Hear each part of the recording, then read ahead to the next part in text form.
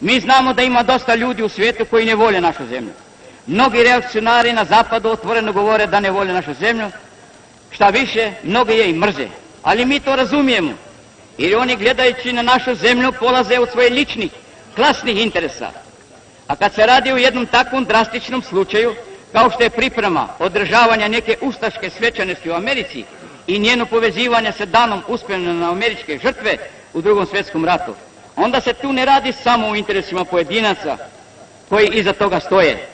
Ima li veće ironije od izjednačavanja ustaša sa palim američkim vojnicima koji su Pavelićevi krvnici također, protiv kojih se Pavelićevi krvnici također borili u prošlom ratu?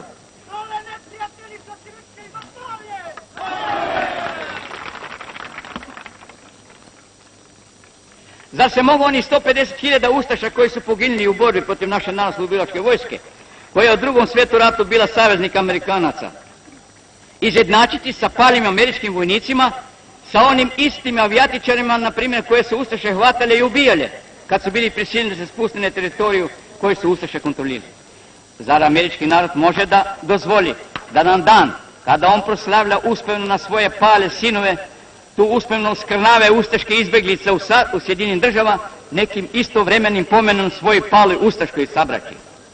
Mi ne možemo vjerovati da su američki građani i narodi koji su izgubili svoje sinove u borbi protiv fašističkih kvislinških armija, u čije redove spada i Pavelići koljači, mogu složiti da se na taj način i uopšte u njihovoj sredini odaje počast ustaškim krvnicima koji su poklali 100.000 Srba i hrvatskih rodoljuba.